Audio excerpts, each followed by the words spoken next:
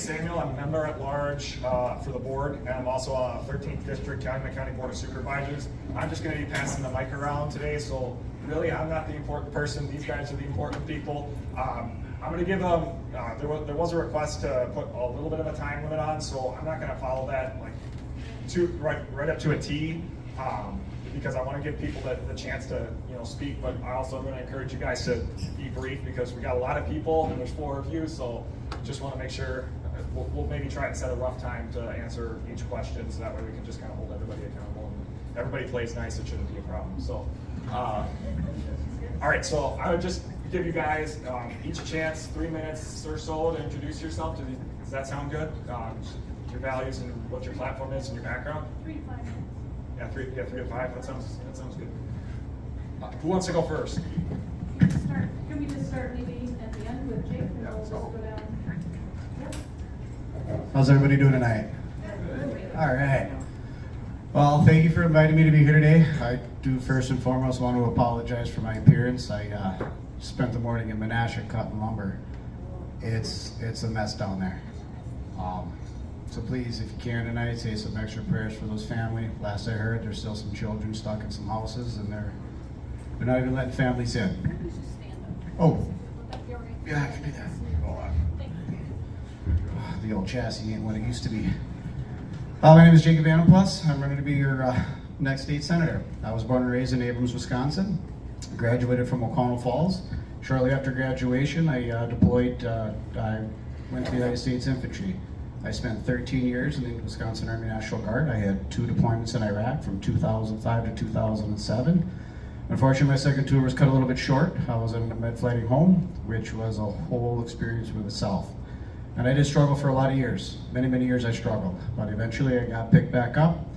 In 2018, I purchased a farm. I tried to start a farm from scratch, which was some work.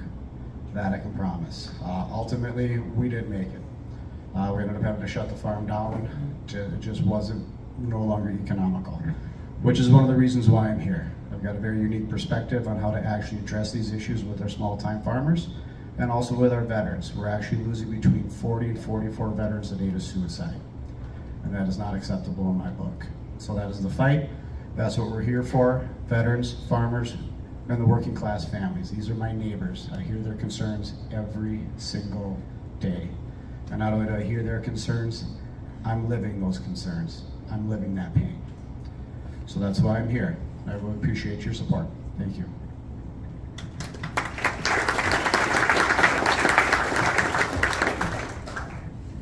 Make sure this can reach here without dumping your water, Jake. Yeah. All right, hi guys. Good evening. Again, sorry for being tardy. We were coming from Shay Sortwell's birthday. And Mr. Congressman Glenn Grothman just chatted for a little too long, so we were able to finally sneak away. But thank you guys all for being here this evening. My name is Katie Baney. First and foremost, I'm a Christian, I'm a wife, I'm a mom of 2 kids, and I'm a lifelong conservative. So I got involved in politics in 2010 with the Tea Party movement. I remember sitting there watching Obamacare happen and the promise that you could stay on your parents' health insurance until the age of 26, except if you were a military kid, which I happen to be. My dad is retired Navy, and so we didn't get that benefit. And I remember being so incensed by it that I got involved in the Tea Party movement. At the time, Ron Johnson was just a guy, businessman from Oshkosh. I was lucky enough to join his campaign. Of course, no one expected us to win, and when we did, it catapulted all of our careers. I got the opportunity to work for the state party in 2012 during the Scott Walker recall efforts. Thankfully, we were successful there. I went on to Washington, D.C. I worked on Capitol Hill, both the House and the Senate. I had incredible experience there, and just feel very grateful and blessed to have had it. And then COVID happened, and everyone remembers COVID. I'll never forget walking down the street in DC, walking my dog with my husband, and being stopped and asked by police to put on a mask. I was outside, no one was around us, and we were being asked to put on a mask, and it really radicalized me towards just the insane government overreach that we experienced during that time and the health mandates, and I just wanted to make sure we never experience that again. The past 5 years, I've been working for Delta Defense, the United States Concealed Carry Association. There are any USTCA members in the building tonight. I've been doing firearm training and education and insurance products for gun owners for the past 5 years. Really traveling nationwide, advocating for our fundamental right to self-defense, teaching women to carry to protect themselves and to protect their families. So I'm passionate, I'm running for state senate ultimately because I want to put all this experience to work for my home, for my community. I grew up in De Pere. Like I said, my dad is retired military. He moved us there after he retired. He's from the UP, so it felt like outside Green Bay would be a good place to settle. And this is where I'm raising my kids. This is where my family lives. This is my home. And I just am deeply concerned. When I look at what the Democrats are offering on the left, it is liberal lunacy. It really is. It is bad for our families. It's bad for our kids. And that's what's at stake. It's the future of this state for our kids. So I'm running to fight for my kids and to fight for yours. To fight for a Wisconsin that we know and love, and to make sure that it's in place for them, which means lower taxes, which means less government, which means no indoctrination in schools. It means that parents have a fundamental right in their children's upbringing, that is central, that we have government policies that support families, because ultimately the family is the foundation of a successful and prosperous community, country, state, and I think that's what we've lost. And so I'm running to just bring home those conservative values down to Madison, to fight for medical freedom, to fight for informed consent, to ensure that we never see the government overreach and health mandates we saw during COVID, to fight for our Second Amendment rights, and again, just to be a voice of conservative values in Madison. So I look forward to hearing from you all tonight, and thank you very much for having us.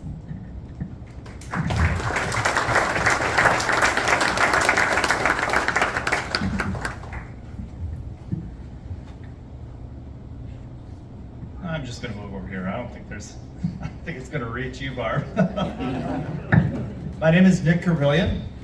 I'm an Army combat veteran, a small business owner, a Christian, and for the past almost 6 years now, I've been Senator Andre Chalk's district director. The thing I'm most proud of, though, I got to say, is being a family man. I'm most proud to be a husband and a father. My 2 kids are here tonight, and I got a good amount of my family and friends here supporting me as well. Yeah. So a little bit about me and my background, to understand my reasons for even being up here tonight. I grew up on a small dairy farm, our family's farm, which unfortunately we ended up losing it. And I did find my way back on the farm. Once a farmer, always a farmer. It's something that's just kind of in your blood. But I worked for a neighbor's farm for about 9 years, up until graduating high school. I enlisted in the United States Army as an infantryman. 6 months after I had signed that dotted line, I was sent to Afghanistan. And my time in Afghanistan, I forget the exact numbers, but it was over 200 and some consecutive days of combat.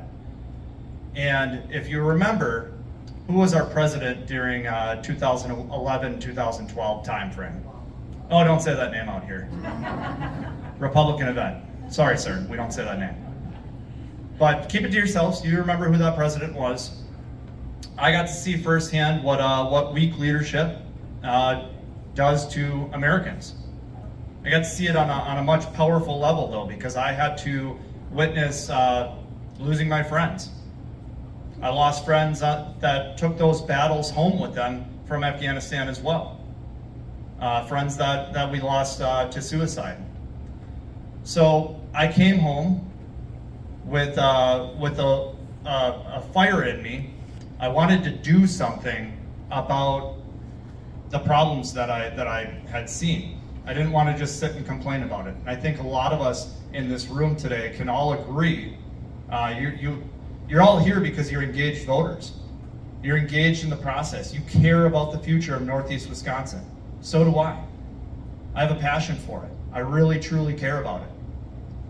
So after my initial contract, I came home in 2014. I used the GI Bill to go back to school. I was going to UWGB. I was typically the only conservative in the classroom, which just fueled my fire even more, because I got to see what our professors, not just in higher education, but all the way down, I get to see it with my kids on when they're in school. I get to see what our teachers are pushing in the schools, but I saw it in the higher education as well. Saw what professors were pushing. It fueled my fire to get even more energized and more involved in the political process. So after graduating UWGB, I got heavily into politics, and eventually, thankfully, I was able to land a position with Senator Jock as his district director. So for almost 6 years now, I have been side by side with the current state senator, working with him to help town officials, village officials, county, all of our locals, veterans, farmers, you name it. I've been there with Senator Jock to help him out and help out our communities. I've been doing it every single day. Now, my reason for running. When Senator Jock announced that he was not going to seek re-election, I begged him to reconsider. He has been an absolute blessing for our community, and he's been an amazing mentor. He's been an amazing friend, but he's been a blessing to work for. He's taught me so much, and I wanted to continue my role with him. Unfortunately, that's just not the way that things worked out. So now the four of us, strong candidates up here, have an opportunity to replace him. But I ask you all in this room to remember that we can't afford to send somebody down to Madison that doesn't have experience. Glenn Grothman actually said it at Shay Sortwell's birthday party today, that it takes a lot of the freshmen at least 2 years to learn the position. That's 2 years that Northeast Wisconsin cannot afford. Northeast Wisconsin needs a true champion, someone that's going to be a leader, and I know that I have that experience from my mentor. I am a leader. I've been in the military. I continued after coming home in 2014. I've continued, I'm at 15 and a half years with the military. I'm still serving with the Wisconsin Army National Guard as a drill sergeant for our recruiting and sustainment program. And as long as God's willing, and as long as my body can keep going, I'm going to keep serving as well. But this is a different part of service to me that I want to continue for Northeast Wisconsin. I got to wrap it up. Thank you.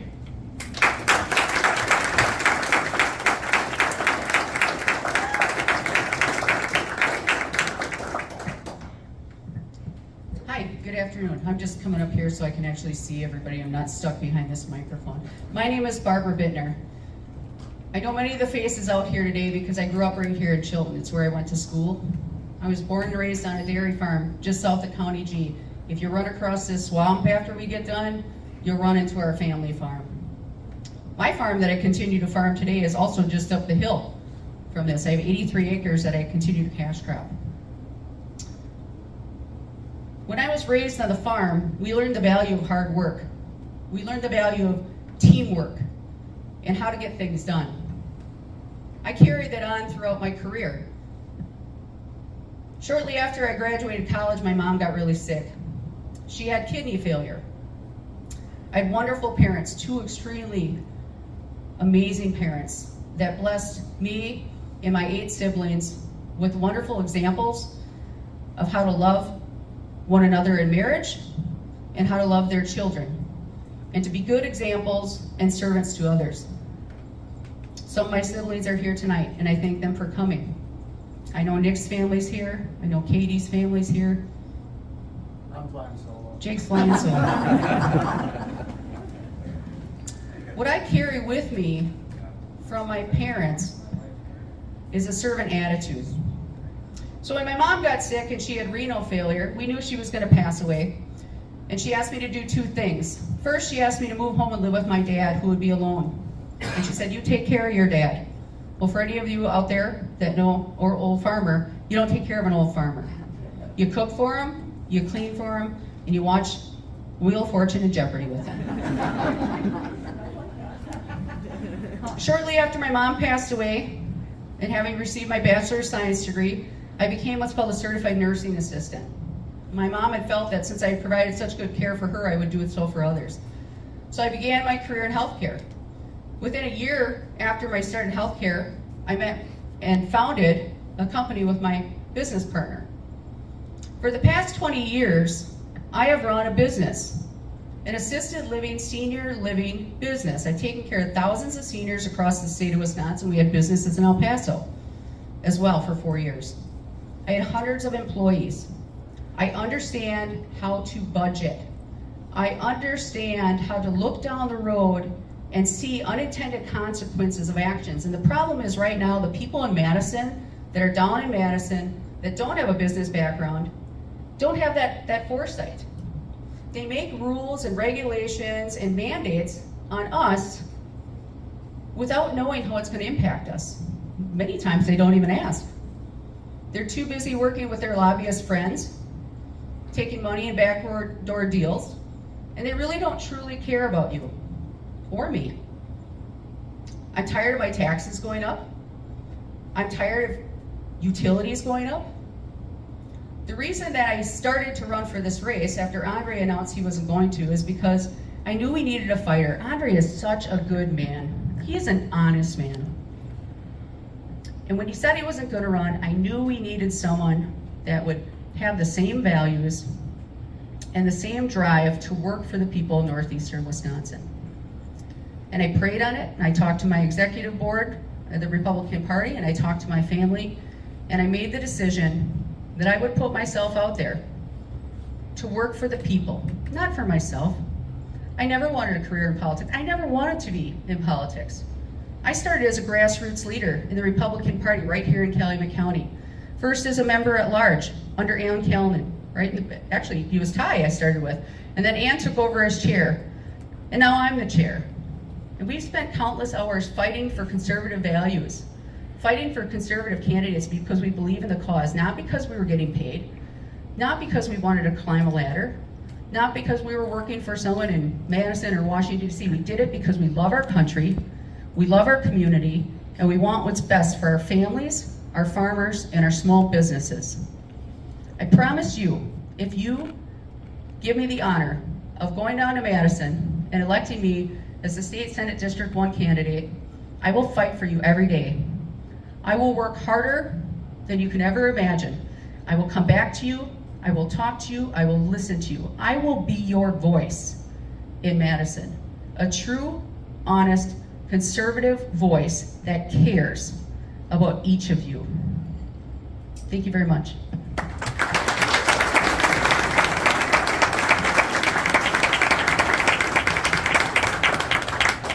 So I'm going to pass the other mic around, but I'm just speaking on this one right now because it's a little louder. But we're going to open it up to questions. You can direct a question at any one of the particular candidates, or if you got a question you want to give to the full slate of candidates. And we're just going to, take it by raising hands. So. Can everybody hear me all right? Yeah. Awesome. My first question is for Katie, with a second follow-up question for all of you. In 2024, the Stronger Wisconsin Fund put out hit pieces on conservative candidates who challenged established preferred candidates. The Stronger Wisconsin Fund no longer exists. However, it's been replaced by the Wisconsin Knights for Liberty, which has direct connections to former Speaker and now registered lobbyist John Gard and his wife Kate or Kathy Zuzki.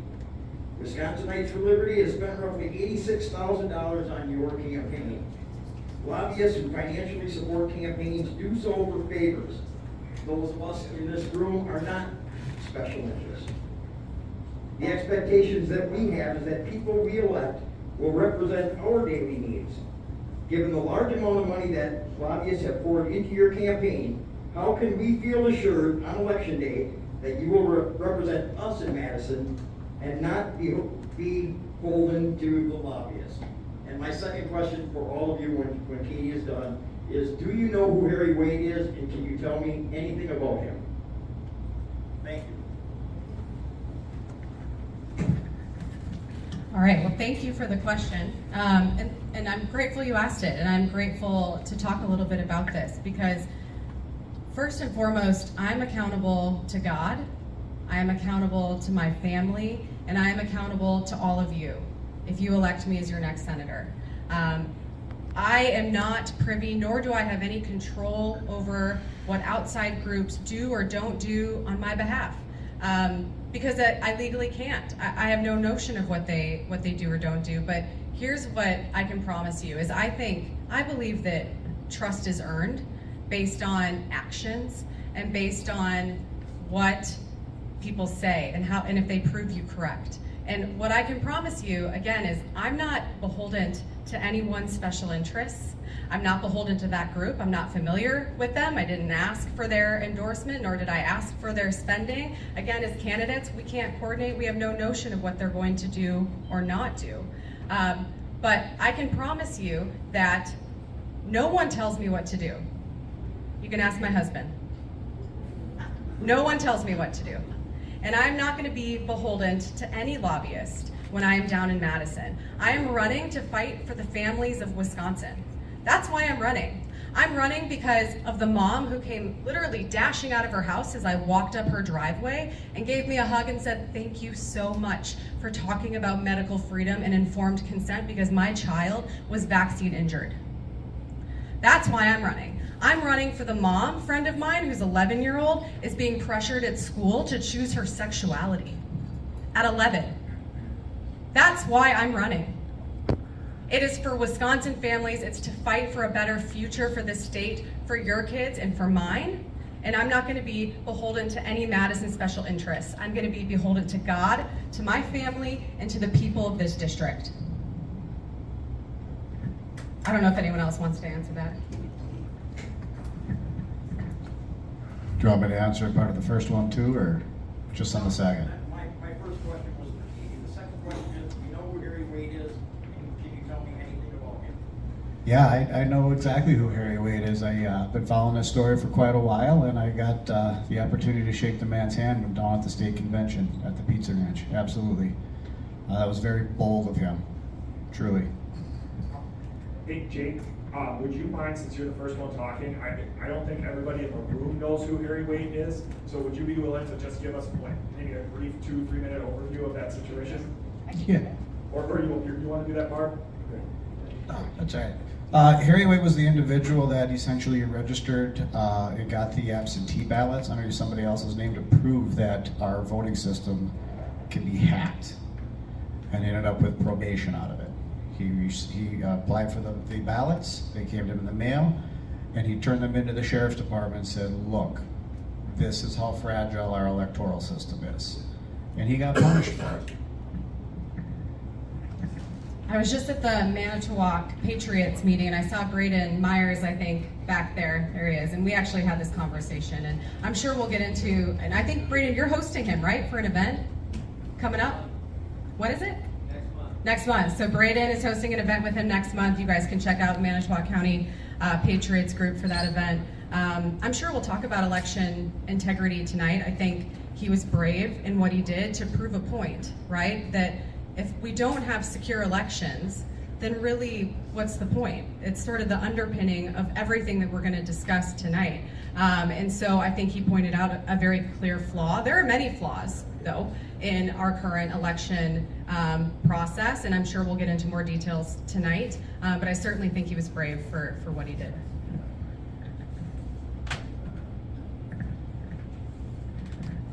So yes, I'm very familiar with Harry Wade. And just for everybody's information, so Harry Wade went onto the myvote.gov system, and he wanted to prove a point that anyone can go on there with information and request an absentee ballot in someone else's name. So he did that, and I believe he did it in the names of Robin Voss, and I can't remember the other individual. Corey Mason. Was it? Corey Mason. Corey Mason. The sheriff of Racine, correct. Mark, those are both Republicans, correct? No, correct. Robin Voss was the Speaker of the Assembly. Corey Mason is a Democrat. Okay, so he ordered these ballots and they arrived at his home. He immediately notified both parties, and took the ballots and turned them in. His intention was never to complete these absentee ballots and fraudulently vote in someone else's name. His intention was to show the breakdown of the myvote.com system and how it allows for individuals to go out and request ballots on behalf of someone else and have them delivered to their home. So Harry Waite was fighting for election integrity, but what happened to Harry Waite is he was victimized. He was victimized for trying to show fraud. And so they took him to court. I can't remember how long the court hearing went on, but he was about to be sentenced for 7 years for this. He eventually, they provided leniency. He had a stroke. He was 70 years old. And so they did give him probation. But I think this is important because we do need to talk about election integrity. There's a lot of different things that can happen. We need to talk about, for example, do we continue on with same-day registration? I believe we should have paper ballots. I think we have to have a tighter chain of custody of these ballots. We need to do away with mail-in ballots, right? We really need to get back to the absentee ballots that are there for our military members that are overseas, the truly infirm or disabled who cannot go out and vote. But this shouldn't be something that everybody can go online and order up. So I'll let Nick take over from here. Good job, thank you. Great explanation. So I'm not going to sit here and repeat what they just talked about with Harry. I'm aware of the story, the situation. So without sounding like a broken record, I do want to go back to that initial question that the gentleman with the cowboy hat, what you had asked initially, and I just want to say that if you look at the candidates' finance reports, you can see who we're supported by. You can see who is donating to our campaigns. It's public information. So go take a look and see. Right. And I don't know how many of you actually in the room have done that, but if you look at the finance reports, you can see, are we being supported by people within the district, outside the district, and who it is exactly. So what Katie had alluded to, of saying that we have no control about what a third party is going to do. That is true. She is accurate on there. We can't control what third parties do. However, when the gentleman that is funding the Wisconsinites for Liberty, that's what it's called, correct? When the gentleman that's funding that, John Gard, is a heavy funder in there, and is driving the parade vehicle on the Brussels Belgian Days parade with his wife, I mean, there's definitely something going on there. You can't say that you don't have any control over what third parties are doing for you. I'll leave it at that.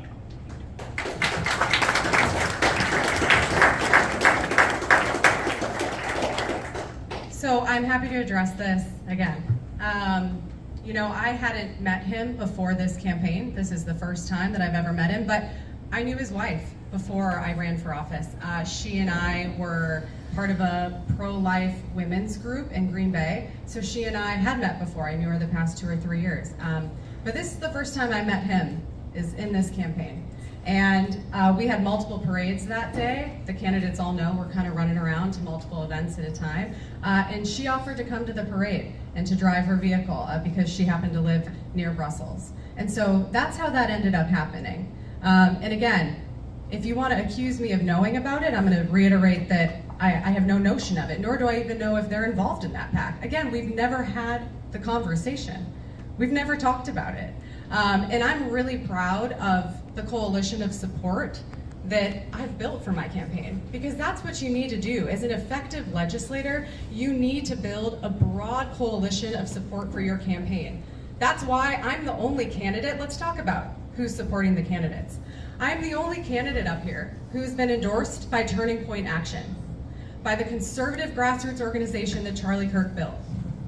I am the only candidate up here who's endorsed by the NRA, because I've spent the past 5 years advocating and defending the Second Amendment and our fundamental right to self-defense. I'm also the only candidate up here who's been endorsed by Stand for Health Freedom. Yeah, because I support medical freedom and informed consent, and I plan on being a massive advocate for that in the state legislature. So again, I don't know how much more we need to talk about this, but again, I'm happy to have a conversation with any of you out there. If you have questions, please direct them to me. Respectfully, before I shut up, the only endorsement that really matters are the people that are sitting in this room.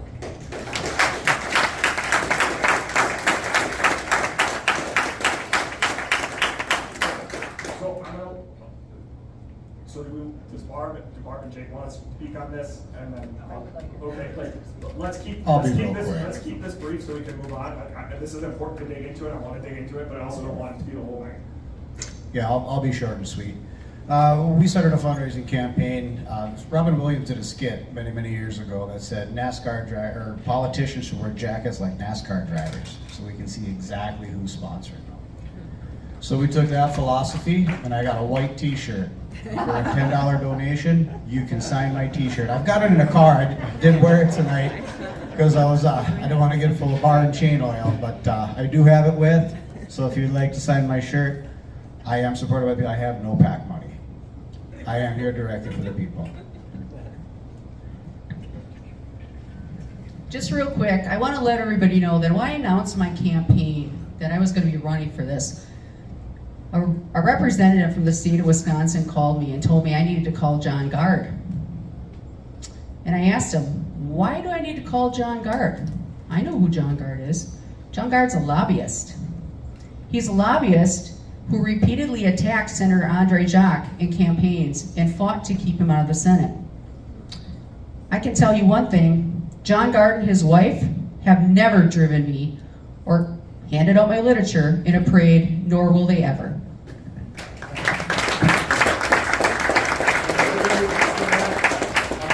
Who wants to ask the next question? Where do we got? We got a question right here. Okay.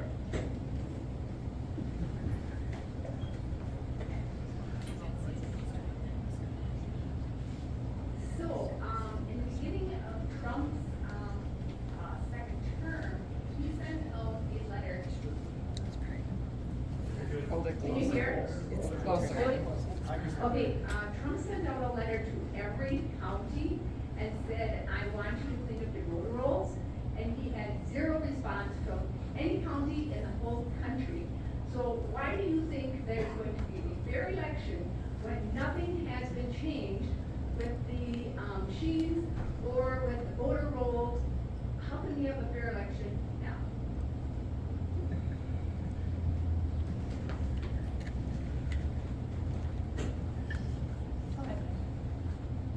Day one, I want to address and reform the Wisconsin Elections Commission. We have to have election integrity in Wisconsin. It starts there. Our elections don't matter if they're cheating. We have to fix it. We have to reform the Wisconsin Elections Commission, and it starts there. Unfortunately, Senator Jacques has been fighting that for years. He had tons of bills to address these things and consistently got blocked. But we have an opportunity. The governor's leaving, the leadership is leaving. We have an opportunity to fix it. One of us will get elected, and if it's not me, I'm going to hold them accountable to make sure that we do reform the Wisconsin Elections Commission.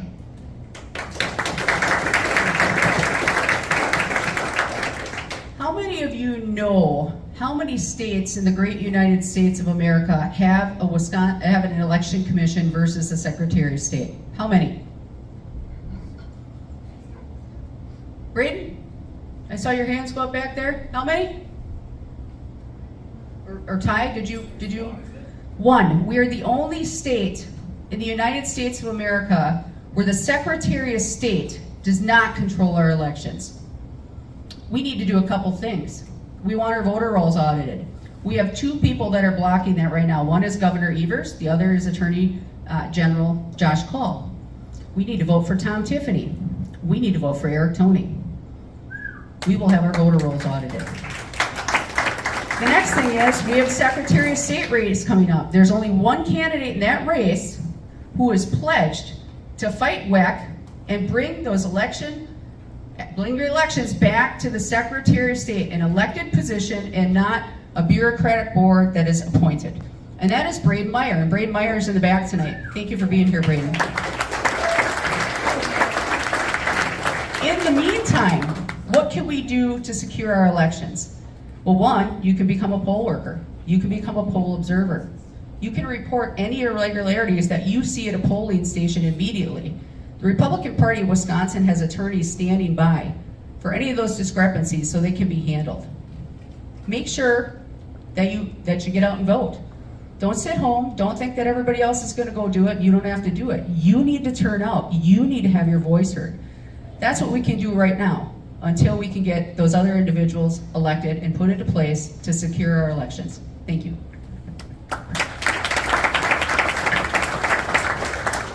I don't want to echo everything that Nick and Barb have said, although I agree. I think we need paper ballots. We need WEC to not effectively be operating like an arm of the Democratic Party, which is really how they're operating today. And so there are a lot of reforms that we can consider. I know the Assembly passed over 40 really common sense bills to address election integrity. None of them got through with Tony Evers. And so it's so incumbent, like Barb said, that we turn out and support Tom Tiffany for governor. We need paper ballots. We need our voter rolls audited. We need to make sure illegal aliens are not voting in our elections. We already have a constitutional amendment that says this, that says that you can't be an illegal alien, you have to be a Wisconsin citizen to vote. But the problem is they clearly aren't scared of being prosecuted. So until we have teeth for some of these things that are already in law, they're going to keep cheating. And so I think this is a fundamental issue that, again, if we don't have election integrity, what's the point?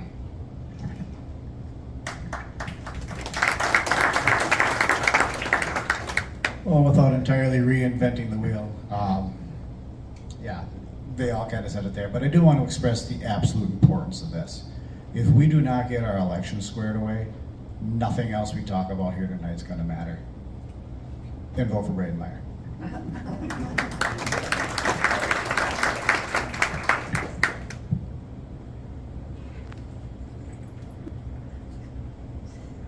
here we go. We got the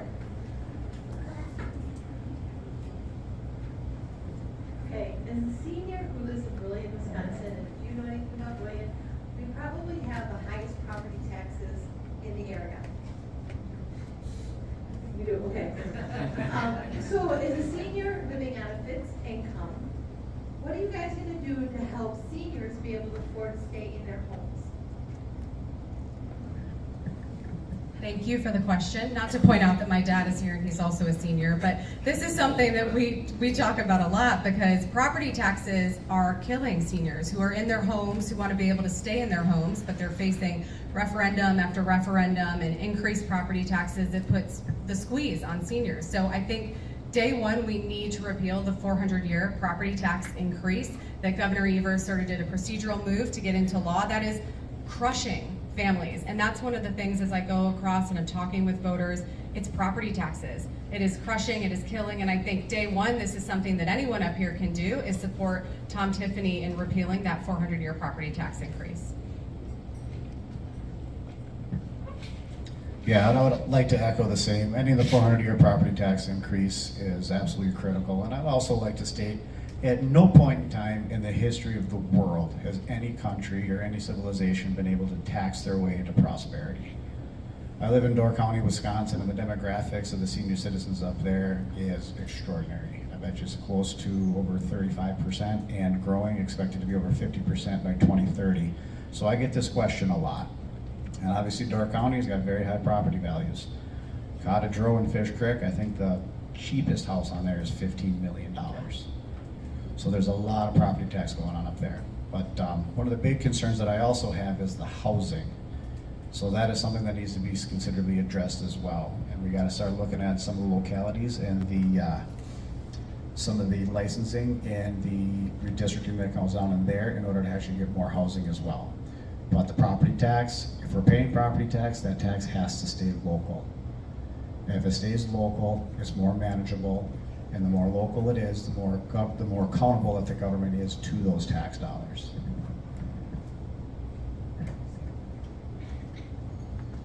So not to just restate everything that they just said, but obviously having Tom Tiffany as our next governor is a huge portion of the battle that we're going to be fighting for. So getting one of us elected is only half of that battle. From there on out, November, we have to have Tom Tiffany to be able to address the 400-year tax increase. But with property taxes, a lot of this in a lot of our local municipalities comes down to our school funding and how we're going to address that. So school funding, unfortunately, I believe that we need to be looking at how that model is being funded, how we can support our school systems, but also make sure that those tax dollars are being used appropriately.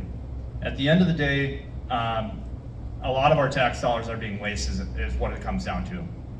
We need to be responsible with the tax dollars that are coming in, coming from the state. The state has not been good stewards of our money, and we need to be making sure that the programs that are there, the funding models that are there are being audited correctly, so that we can make sure that the funding is being used accurately in a way that's actually going to drop those property taxes. So thank you very much for your question. Having worked with seniors for the last 20 years, this is a big issue. Our seniors are on fixed incomes. They're not out working, generating more revenue into their household. It's not just property taxes that are the problem, though. That's a huge issue. And there are ways that we can address that. There are ways we can streamline our budget, get rid of wasteful programs that are no longer effective. We can do what's called sunset reviews, where we look at a program frequently and determine if that program is of value to the taxpayer anymore, and are we getting our bang for our buck. The other thing we need to look at is utilities. Our seniors can't afford these utility increases, nor can our younger families that are trying to get into a home and keep the heat on in the winter and have a little bit of air conditioning in the summer. Right now, we have an unelected group called the Public Service Commission that sets our utility rates. And this is going to take me to a different topic, and I hope I'm not jumping ahead if anybody has a question about that. But there was a recent law that was a bill that was being proposed down in Madison this past year called ROFR. It's called the Right of First Refusal Bill. That bill would have allowed the Wisconsin utility companies to have a monopoly on any upgrades of our transmission lines. What does that mean? For any of you who had a business or had to have a repair done at your home, maybe you needed a new bathtub. What do you usually do? Do you go out and get a couple bids to see who's going to give you the best price and check on the background and see who has the best workmanship, right? That's what I do. That's what I did in my business. We didn't just get one bid. We got multiple bids. It's the best way to ensure you're getting the best bang for your buck. What ROFR would have done is it would have allowed Wisconsin utilities to be the only bidder. They would have been able to set their own utility rates under the Public Service Commission. The current Public Service Commission, anytime the utilities ask for a rate increase, they rubber stamp it, good to go. Who appoints the Public Service Commission? Does anybody know? The governor of the state. So we need to get Tom Tiffany in office, and we need to take control back from the Public Service Commission. And we need to always fight, and this may come up again, the most anti-free market bill that has been proposed in the last legislative session, called ROFR. Thank you.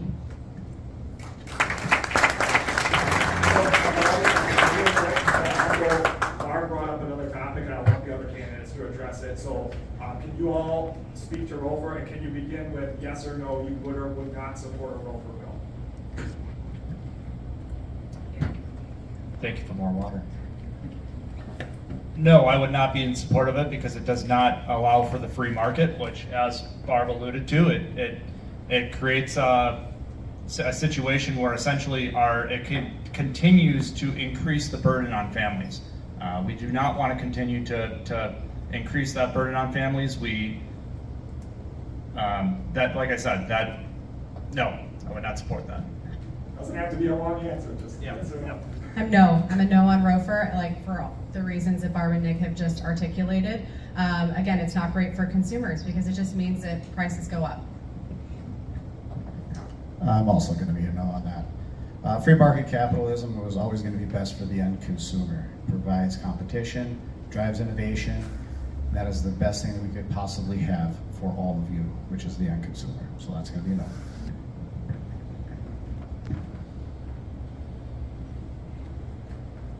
Thank you all for being here. It's awesome to have you all in Canada County.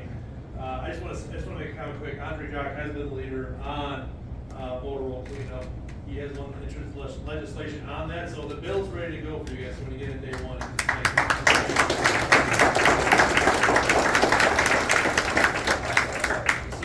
Former assembly rep was the lead on that. Yeah. And there's a bill out there. There was a bill out there too to abolish elect. Give it to Secretary of State. So Braden. That'd be a great bill to have Braden be running our elections. I was going to ask a question over because Barb brought it up. Thanks for what you brought it up. Big concern for a lot of people, including myself. And here on the doors right now is waste, fraud, abuse in government. And I think since Governor Walker left office, the state budget has increased 68%. We've had Republicans in the legislature. Obviously, we need a budget, but increasing a budget that much is not a conservative principle. What's going to be your approach when you get to Madison, and how are you going to handle the budget? Budget's out of control. I think this year was 111 billion. Is that right, Senator and Assemblyman who are in the building today? So it's crazy, right? I mean, that isn't just an inflation increase, right? I mean, it's not like we've got a ton more substantial services from those budget increases. So I'm actually a fan of Senator Jock's zero-based budgeting approach. I think that's a great place to start, because really what we should be doing is rationalizing in the state legislature the programs that we have going on. We should be forced to debate and have these conversations with them instead of starting and looking at the programs and saying, all right, plus up every year of 10% this program. No, every year let's have a conversation, let's justify these programs, and we need a full audit of every single unelected bureaucratic agency down in Madison so that we can root out the waste, fraud, and abuse that is happening in those agencies so that we are better, that we're good stewards of taxpayer dollars. That was actually very well stated. I will fight alongside Tom Tiffany to root out all the fraud and audit every single state agency that we have. Not only are our taxes out of control, and the best way to actually start decreasing that is to get a government that's actually accountable to the people. And the first step on that is an audit. Past that audit, we should start dropping some of these services and getting it back in the county levels. The county levels is where they have a better finger on the pulse within the community and can better provide these services. This is the way that our country was founded to function, and that's what I'll be fighting for. It starts with electing normal people from your community. People that actually are one of you. People that actually care about where your tax dollars are going. Because look, I'm raising a family here. I know how hard it can be to raise a family, especially when we're talking property taxes and the tax burden throughout Wisconsin, rising energy costs, everything.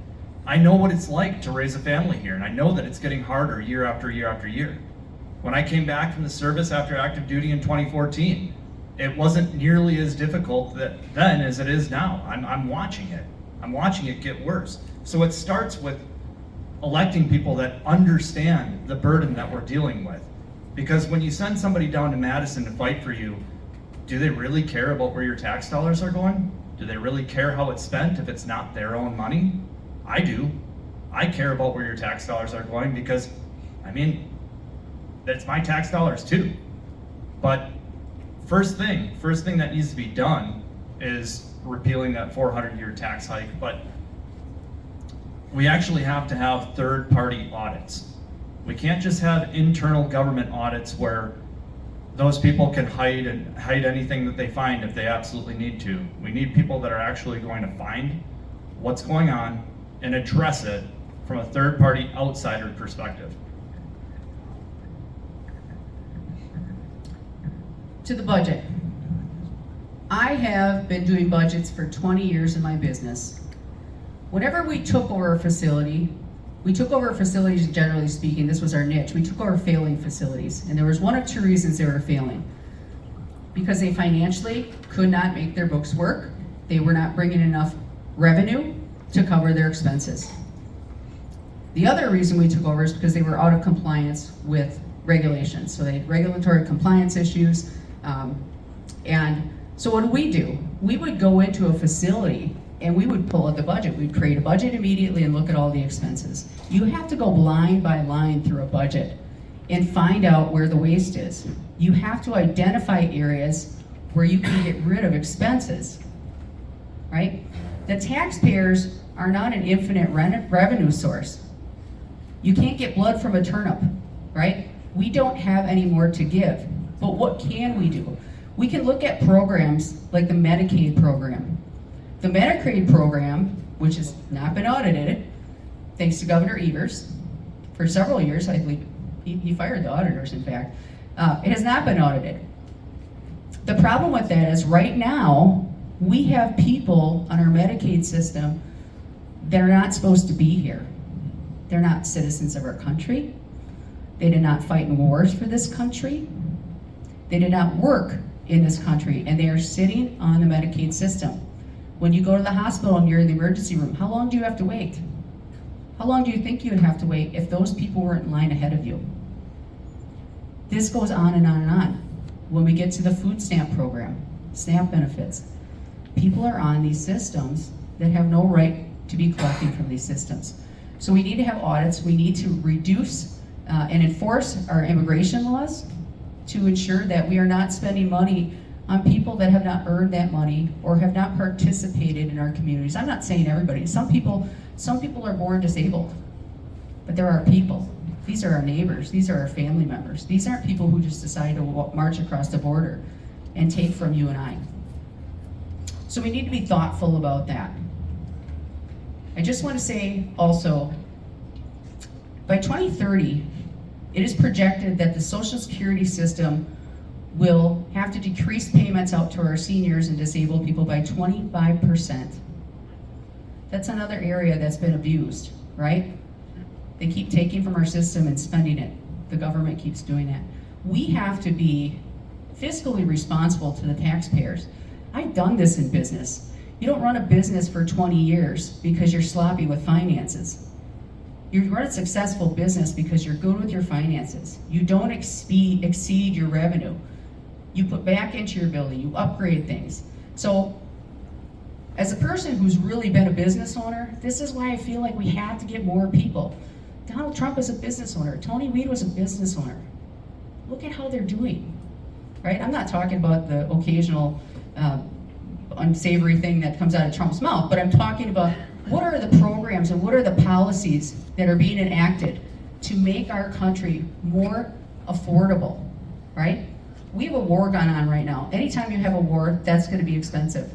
We're all hoping, I think, and praying that this will come to an end soon, because it is difficult for families to navigate. But we also have to be thoughtful about what we do right here in the state of Wisconsin. And we can affect change, but we have to have the business acumen to do it. To understand that before people share the same core values because of the party that you represent. Thank you for your willingness to be our voice and to fight for a brighter future. I'm aware that this isn't the first time you've had the opportunity to be in the same room and to listen to one another. My question is a little bit more creative. Who are you planning to vote for in Wisconsin Senate District 1 race on August 11th? So just so in case you didn't hear it, because it was kind of hard for me to hear, the question is, who are you going to vote for out of the candidates in the state Senate 1 district? I'll be voting for myself.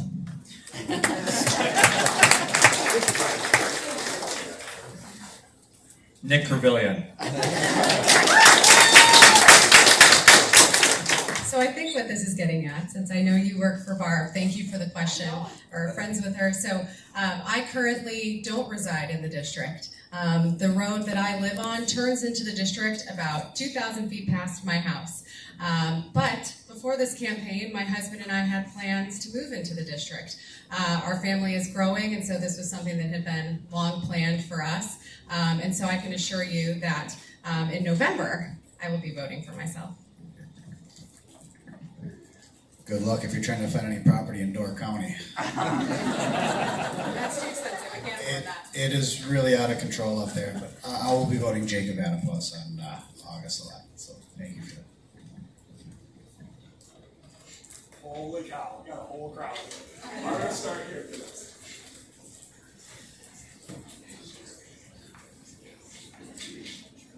Hi. I have the pleasure of serving on the Chilton City Council, and I have worked on budget 17 years. And I understand your commitment to repealing the 400-year-old property tax ruling, but I also know how hard it is to provide services within the city budget and keep a line on property taxes. So my question to you is, would you be in favor of increasing the state portion to cities and schools?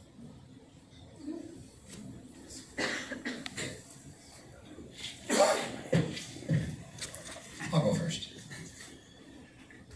I would much rather see our tax dollars stay local to begin with than send it all up to the state and let it trickle down. If your property is in Calumet County, those tax dollars should stay in Calumet County and should be taxed appropriately in order to fund Calumet County. But annually, each city and community gets a portion of state aid. Can I help with this? Yeah. So, just being on the county board, we face levy limits on how much we can raise in property tax revenue. And the state caps us, saying we cannot tax beyond this amount. And to increase the difficulty with that, the state also comes in and says we have to fund certain programs based off of our levy. So basically they say, you fund this program, you go find the money, and you're stuck with this levy limit. But the inflation keeps driving the costs up. So how would you resolve, I think that's kind of what you're getting at. So how would you resolve this pinch that we're in as local government? Yeah, it just kind of seems backwards to me. So if we have to have taxation, it should stay local. So to actually, the short answer to your question is those handcuffs shouldn't be on. Our tax dollars should stay local. When our tax dollars stay local, we can have customized government that fits our own local communities and things can be funded appropriately. Those handcuffs should be removed and we'll be fighting to get them off. Okay, so I just want to be clear. You would be in favor of removing the levy limit? Sure. Okay. I do agree though with you in the notion that it should be local, right? I mean, we should have local control, and that really the levy limit, I don't know if I oppose removing the levy limit holistically, but I think again that the notion that the folks closest to the people should be determining where the majority of the funds and their taxpayer dollars are going, I think that makes a lot of sense.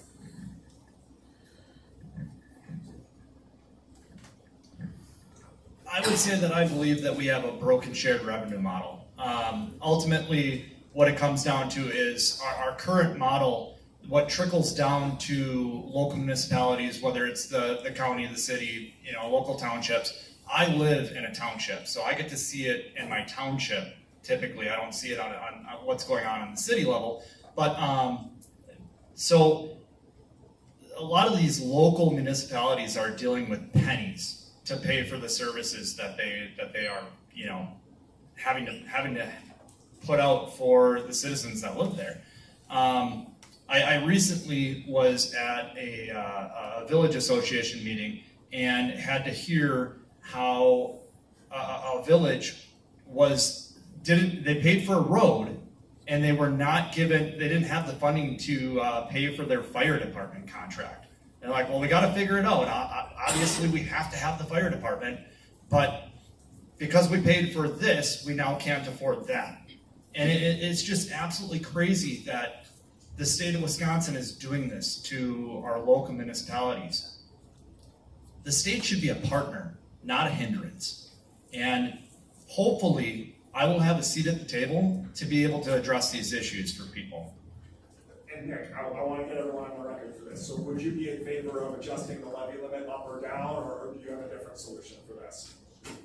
As Katie kind of alluded to as well, it's something that I would like to learn more about, and I'm going to come at it from a conservative perspective of making sure that at the end of the day, the taxpayers are the ones that are being protected.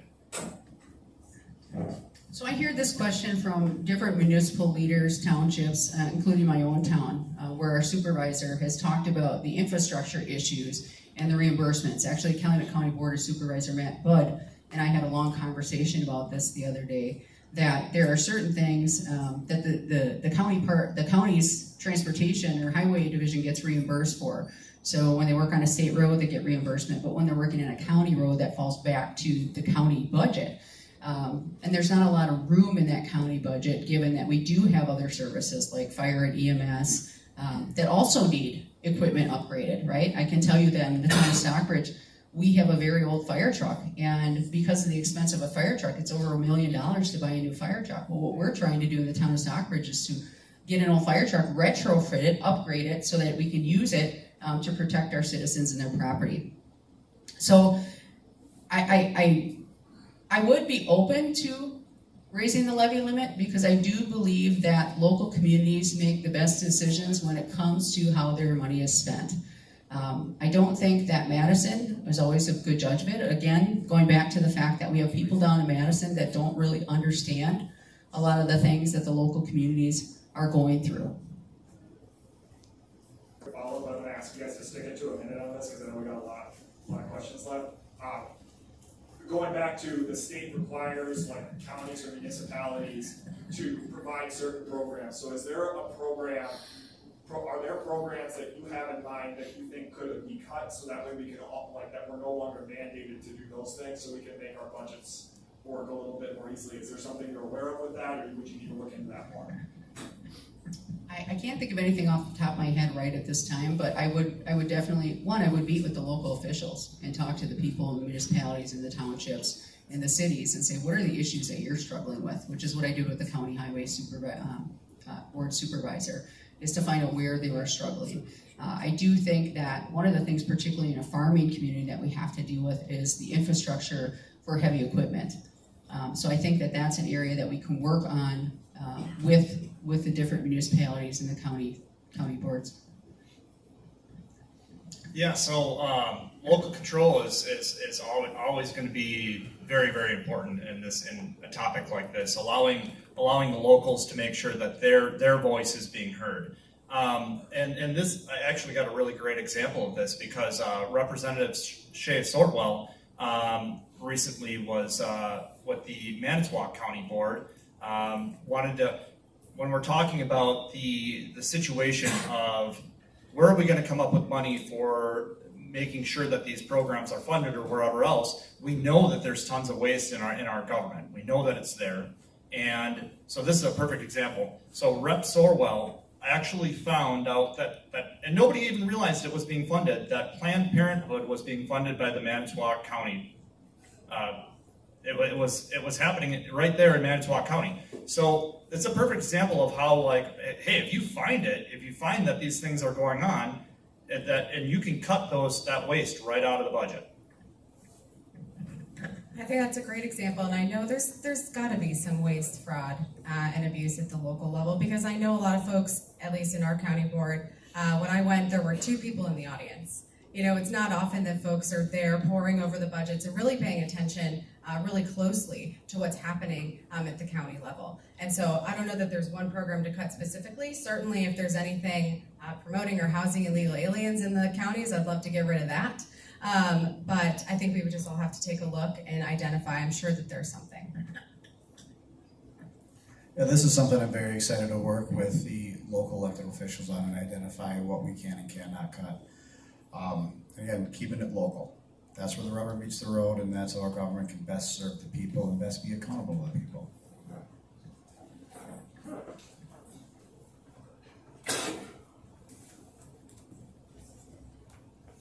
So this kind of has to do with taxes. My property taxes went up $2,000 in 1 year. Apparently, if you live close to the dump, you pay hardly anything in property taxes. But if you live so many miles away from the dump, then your property taxes go sky high. Also, the mega farm, which are in Calumet County, are owned by a company in Texas. I'm sorry, Mexico. And their taxes went down 1 year. It dropped $60,000, I think from 23 to 24. it went down like 200,000. So you talk about bringing revenue in so that you have money to pay for all these things. Why is it that mega farms taxes are going down, down, down, but the people who are just trying to get by, us old retired people, ours are going up, up, up, and the people who live near the dump, their taxes are going down. Like, if I live on one side of the street and somebody else is on the other side of the street where they draw that line, your taxes are high, but people across the street, your taxes are barely anything. So I think if we had it even out, not everybody's taxes would be as high, and I think we should find out why the mega farms taxes keep going down. Thanks. No, I just wanted to say. Does anyone have a comment real briefly on that? Like, I would encourage you to keep it short, but if anyone has a comment, feel free to keep it brief and we just roll the next question.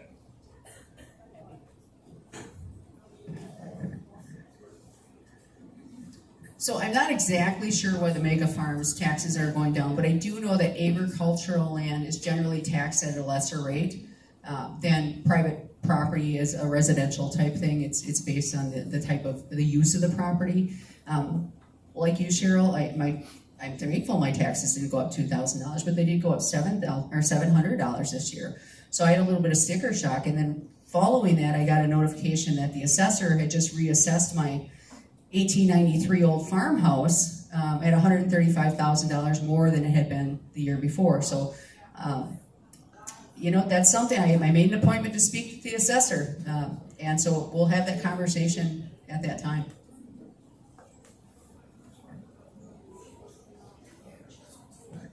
Katie, you said something about changing the voters, how they vote, going back to paper. How would you propose that's going to work?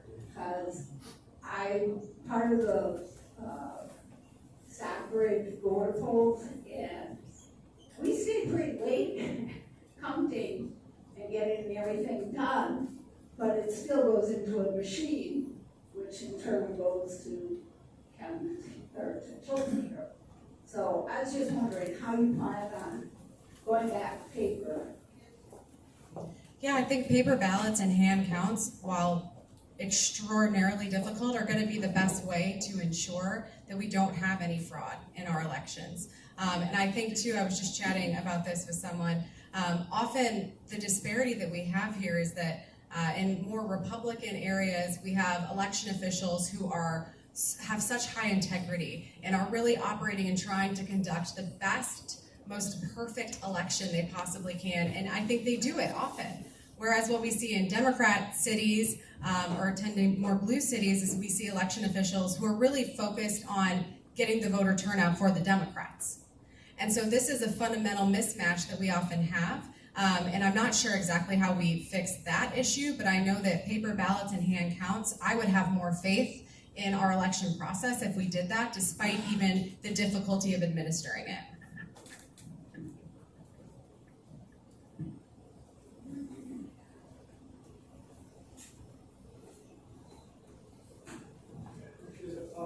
I have a question regarding data centers, kind of going along the same breadth of who you're really being supported by. Is it the people? Is it the folks down in Madison? Is it some third PAC, et cetera, et cetera? There is one candidate, again, lobbyists out in Madison, pushing all these huge AI data centers. At the end of the day, would you recant or denounce support from those who are advocating for data centers that are supporting your campaign to support AI data centers? So I'm a no on data centers. And you're talking to someone that turns off their Wi-Fi at night because I'm afraid of the EMF frequencies damaging my kids' brains. So I'm a no on the data centers. I don't think we know the long-term health impacts of them on the population around us. I don't think they should be taking productive agricultural land to build them. I have just massive concerns about AI in general, which I'm sure a lot of you do too, a lot of anxieties around this. You'll see that in my campaign, I never show my kids' faces. They always have little hearts over them, or I refuse to publish their faces because I think AI is so exploitative. And what it's doing to our kids, to our families, I think is terrifying, and so I would be opposed to them. Andy, can you just, I think there was a part of your question that was missed there, because you had mentioned something about if you were being supported by lobbyists that support AI data centers, would you maybe return the funding that they've given you? Return it, denounce it. Denounce them? I want everyone to go to the state.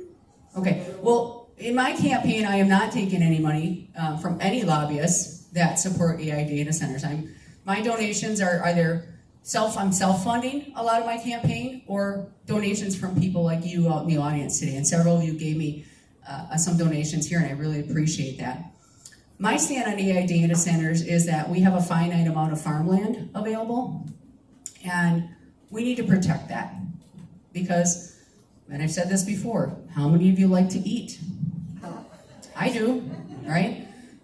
We need to be able to produce our own food. And by taking up fertile farmland, which we have really good farmland here in the state of Wisconsin, we lose the ability to continuously allow ourselves to feed ourselves. Now, with data centers, I guess I take a little bit different approach, because I am not a big government individual, right? I don't think Madison should be making decisions for local municipalities. But what I'd like to see Madison do is to ban non-disclosure agreements, and I think there's been efforts to do that previously. The reason we need to ban the non-disclosure agreements is so that the people within the local municipality or community have the ability to learn about the projects that are coming in. And this isn't just about data centers. This is about windmill projects, solar projects, all these different types of renewable energy. We need to also look at who is pushing these things. You know, one of the things we talked about earlier is who's funding John Gard. Well, John Gard actually, he lobbies for Google, right? If you're lobbying for Google, who's behind the push for data centers? That's a big deal, right? So you need to follow the money and see where that's coming from. But for me, I think that local municipalities are in the best place to make decisions about their own communities, about whether they're going to have a data center, whether that data center will use a closed loop system so it doesn't utilize the water resources of that community, whether they want to just have an outright moratorium, reject that data center, whether they're going to require that data center to produce its own electricity, right? And fund its own utilities. So again, I am always going to err on the side of local control in these issues, but I think we need to follow the money to find out where those things are coming from. Thank you.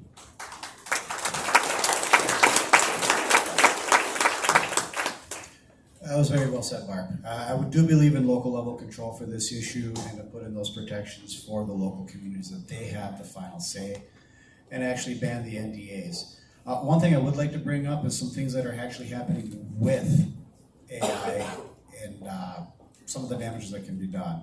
How many people have heard of something called dynamic pricing? Let me see you show hands.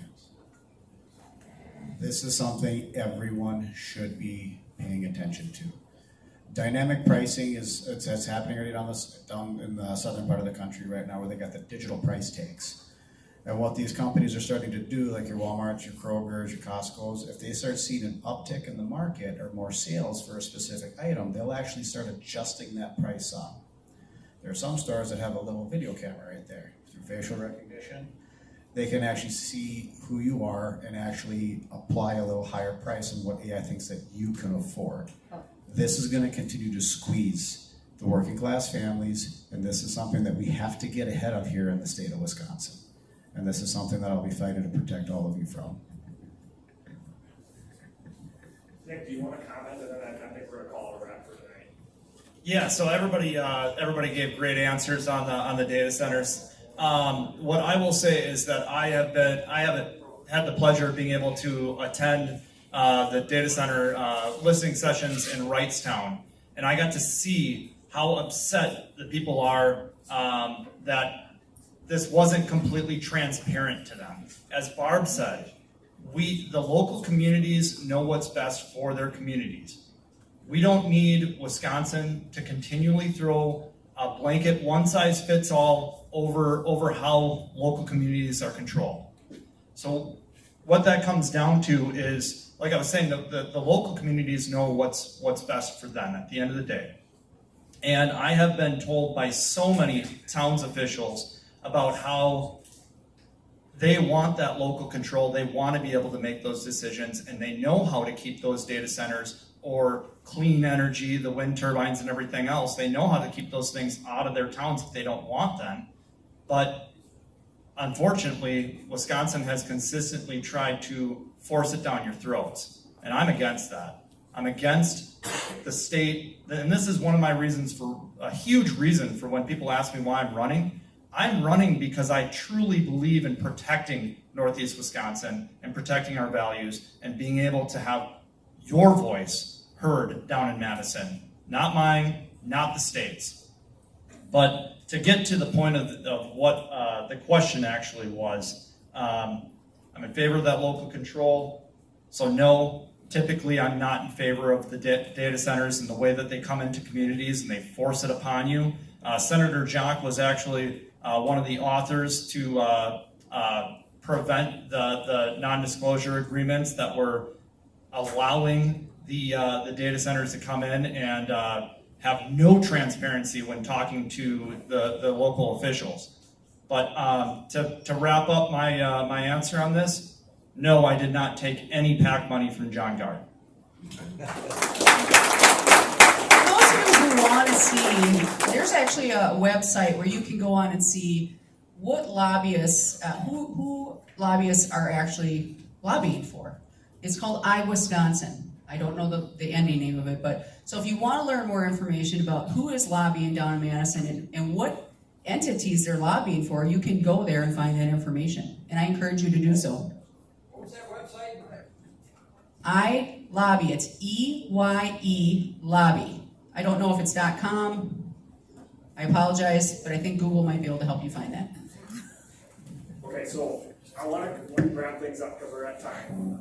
We had one last question come in about what will you do if you don't win the primary? How will you continue to advance conservative principles in our community? So I want you guys to answer that, and then also maybe just do that and then give like a 30-second elevator pitch before we head out here, and then we're going to call it a wrap for tonight. Does that sound good? But let's really try to keep these brief. Sure. Can you just repeat the question, Samuel, real quick? What will you do to advance conservative principles if you don't win the primary? If you don't win the primary, what will you do then? Will you stay involved? The question I have is, will you stay involved? What's your commitment to stay involved if you don't win? Okay. And we need help as parties, as county parties, we need help. And how will you continue to do that and not fade away August, the end of the primary here in August? Sure.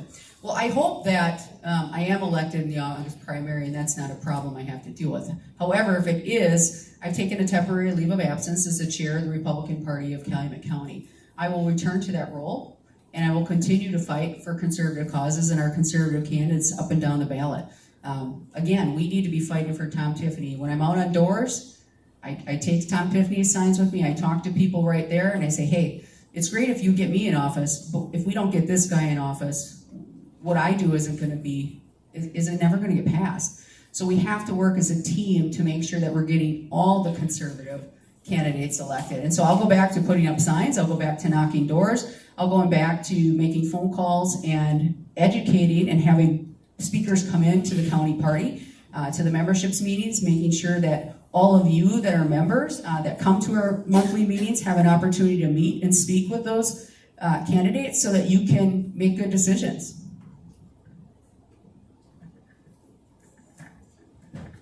As far as advancing conservative principles, I'm a soldier. I'm a fighter. I believe in service. I've been serving my community ever since I was able to. I truly believe in all of this, and that's why I mentioned it earlier. That's why I'm running for this seat, is because I want to continue to protect our values down for Northeast Wisconsin, down in Madison, for all of us. I believe in service.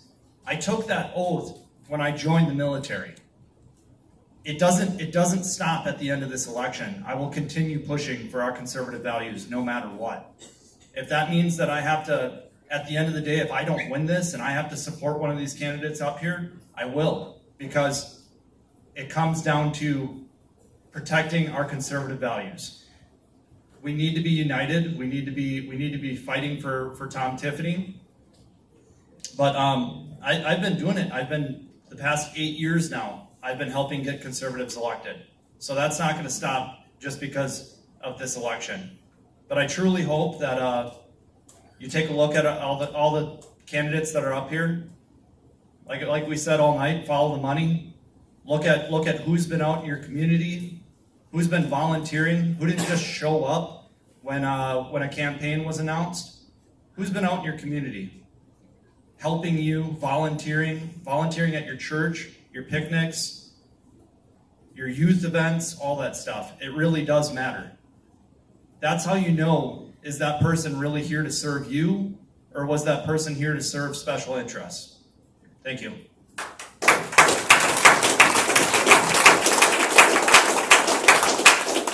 I have been a lifelong conservative, and I view this as my service to my country. Like I said, my dad is retired military, and this was my way to give back. I have fought for conservatives, for Republicans in the state for the past 15 years, and I'm going to continue to do so.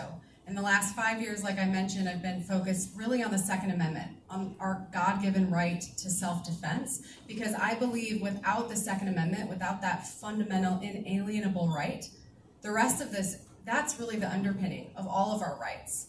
And it is a constitutional right, but it is God-given. And I will go back to continuing to focus on our Second Amendment rights and continuing to advocate and promote Republicans and promote conservative values in this state, as I have done for the past 15 years. My husband and I are proud members of our church and our community. We are so just grateful and feel blessed to be able to raise our kids here in Northeast Wisconsin. And that's why I'm running, because I'm a mom and I view every decision that I make through the lens of, is this going to be good for my kids?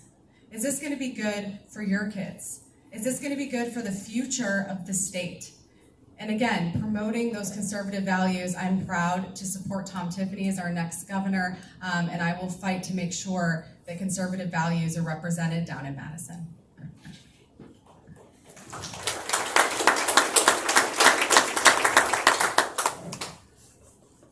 Taking back to my old Army days, we had a saying, can't stop, won't stop, wah. We said that when times were getting really hard. I do believe that this party has some hard times and some big, big fights.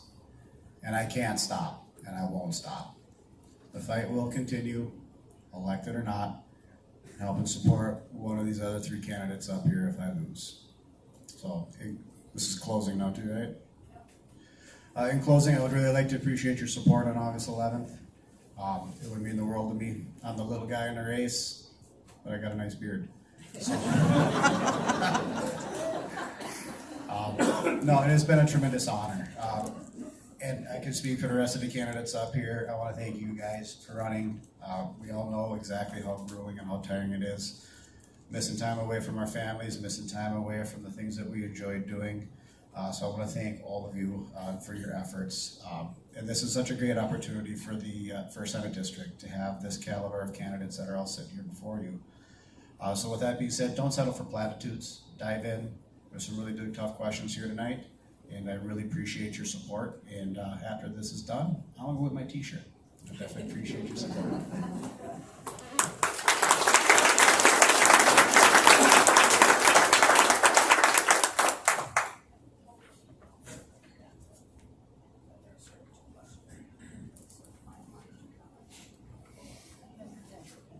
All right, thank you so much for coming tonight.